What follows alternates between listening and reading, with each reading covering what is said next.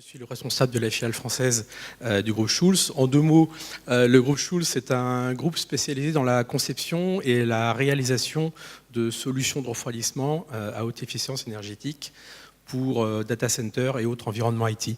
Alors le sujet que nous allons aborder concerne le free cooling. En deux mots également, le free cooling c'est quoi? C'est l'utilisation de l'air extérieur en fonction de sa température, bien entendu, afin de refroidir une salle serveur, sans faire appel généralement aux compresseurs qui sont voraces en énergie.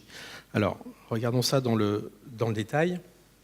Un chart que peut-être certains d'entre vous connaissent, ce sont les conditions de température et d'hygrométrie recommandées par les fabricants de serveurs. Donc les températures idéales à maintenir doivent se situer entre 18 et 27 degrés et l'hygrométrie entre 20 et 80%. Alors, je vais être assez rapide, mais ça va être assez visuel et je vais me mettre de ce côté-là. C'est plus simple pour moi aussi. Alors, premier cas de figure, donc si on considère une température d'entrée au niveau des serveurs de 20 degrés et une hygrométrie entre 20 et 80%, disons 50%, premier cas de figure, si la température, et en considérant un delta T de 10 qu'on voit habituellement entre l'entrée et la sortie des serveurs, donc si on prend une température extérieure de 30 degrés ou plus, on va fonctionner en mode détente directe classique, c'est-à-dire vous voyez là le compresseur est jaune, il fonctionne, donc on est dans le mode d'énergie le plus consommateur, le mode de fonctionnement le plus consommateur d'énergie. Deuxième cas de figure, entre 21 et 29 degrés extérieurs, on va commencer à prendre de l'air extérieur, donc avec le climatiseur et un système de caisson avec filtre et registre motorisé pour le dosage de l'air. Le compresseur va fonctionner également en appoint, puisque l'air n'est pas encore suffisamment froid pour dissiper la charge thermique dans la salle.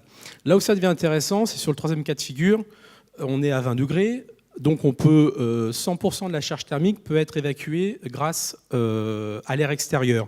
Et l'innovation, parce qu'il y en a une, le free cooling, c'est un système qui existe depuis déjà plusieurs décennies dans le domaine, mais là où on a apporté une innovation, c'est que vous le voyez là sur la troisième slide, l'évaporateur qui est incliné dans les deux premières figures, ici il est relevé.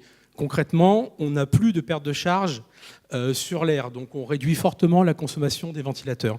Voilà, en fait, le régulateur monté sur le climatiseur, en fonction des paramètres de fonctionnement, actionne deux moteurs et qui vient relever l'évaporateur. Un dépôt de brevet a été fait à ce sujet.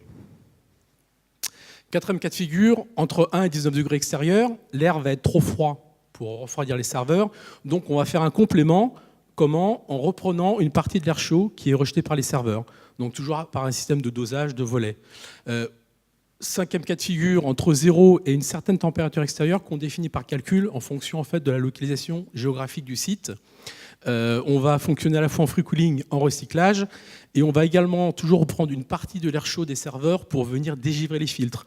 Faire arriver de l'air trop froid sur des fils, ça peut les givrer. Dernier cas de figure, à partir toujours d'une certaine température extérieure négative, on va cette fois-ci revenir en mode détente directe classique, donc ce sont les compresseurs qui vont fonctionner. Pourquoi? Parce que ce qu'il faut savoir, c'est que lorsque l'air extérieur est trop froid, il est très sec. Donc à un moment donné, les besoins énergétiques qui seraient liés à l'humidification de la salle seraient supérieurs à la consommation énergétique des compresseurs. Donc dans ce cas-là, on revient en système mode compresseur. Voilà, juste un exemple. Ah, vous n'avez pas pris la dernière version, mais c'est pas grave. J'avais modifié la version.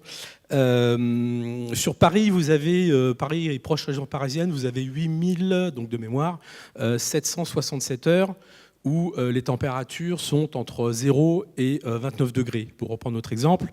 C'est-à-dire que 89% du temps, puisque une année c'est 8760 heures, 89% du temps, le système va fonctionner en 100% free cooling ou en mode mixte, comme on l'a vu, c'est-à-dire par appoint ponctuel de compresseur lorsque la demande est nécessaire. Voilà. Dernière chose peut-être, pour information, la consommation énergétique liée aux aspects refroidissement dans un data center, c'est plus de 50% de la consommation énergétique totale du bâtiment. Voilà, donc lorsque on sait sur 89% de l'année travailler sans faire appel à 100% au compresseur, l'économie est réalisée considérable. Alors, votre système DFC2 existe-t-il également en solution de refroidissement? par eau glacée? Alors oui, donc là, c'est un climatiseur détente direct, encore une fois avec des compresseurs. On a la même chose qui existe en eau glacée, donc toujours avec une batterie amovible. Simplement, on a pris cet exemple parce qu'il est plus flagrant en termes d'économie d'énergie sur l'appareil même. Sur un système eau glacée, l'économie ne sera réalisée que sur le gain de la ventilation. Voilà, un système eau glacée, c'est quoi? C'est une unité terminale sur laquelle arrive un réseau d'eau qui est lui-même refroidi par un groupe de production d'eau glacée qui est installé à l'extérieur et qui lui aussi peut travailler en free cooling. Alors, on n'est pas nous, on est dans l'infrastructure, hein, donc on est un peu les intrus aujourd'hui. Je dirais, dans le forum, c'est vrai qu'on a un langage qui est un peu différent de celui que vous utilisez tous les jours, et d'ailleurs, nous, on n'y comprend rien non plus. Hein, donc, En fait, un vrai monsieur météo de l'informatique, voilà, à travers toutes ces informations.